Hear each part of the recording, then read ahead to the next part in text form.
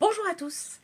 Aujourd'hui va commencer les Vie ma vie atypiques. Je vous avais dit dans ma vidéo sur les nouveautés 2025 que je vous proposerai des Vie ma vie atypiques, c'est-à-dire des situations typiques de la vie du quotidien que peut rencontrer une personne atypique, avec proposition de quelques tips qui ne conviendront pas à tout le monde. C'est pour cela que je vous demande à tous, si vous avez des tips par rapport à ce type de situation, de les mettre en commentaire, qu'on puisse tous en profiter et essayer d'avoir une vie plus sereine.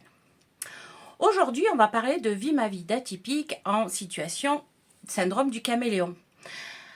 Alors, on va parler de Sandrine, 36 ans, qui est dans une réunion, qui est en train de crayonner pour se concentrer à écouter la réunion où ça fait 3 fois qu'on tourne autour du sujet, qu'elle a compris dès la première fois et qu'elle s'ennuie. Elle a une idée. Elle a une idée, mais elle n'ose pas la donner. Parce que l'image qu'ont les autres d'elle, c'est d'une personne réservée, qui fait pas de vagues, qui fait ce qu'on lui dit, mais pas plus. Pourtant, là, elle a une idée qui pourrait vraiment régler la situation. Qu'est-ce qui se passe dans sa tête? Eh bien, elle se dit, bon, alors est-ce que je lui donne mon idée?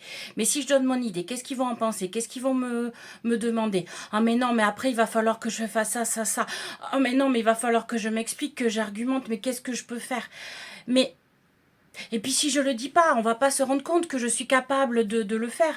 Et est-ce que j'ai envie de le faire? Mais ça va me demander beaucoup de choses. Vous voyez, c'est un maelstrom de questions qui se passent dans sa tête. Alors, pourquoi elle se pose toutes ces questions?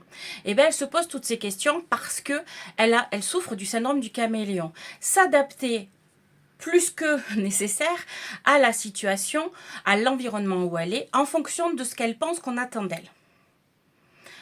Tips. Eh bien, essayez petit à petit de donner son avis. Au début, sur des choses simples, sur des petites choses, pas sur des choses trop, qui engagent trop, pour voir un petit peu comment ça réagit. Pour voir que potentiellement, et très certainement, parce que souvent les personnes atypiques ont quand même des idées innovantes, je vais le dire comme ça, et elle va potentiellement se rendre compte que ça buzz son idée. Qu'elle n'est pas jugée, mais qu'au contraire, on va l'entendre. Et vous avez d'autres tips quand vous êtes en réunion, que vous avez une idée, mais que si vous la posez, vous ne serez plus la personne qu'on attend de vous?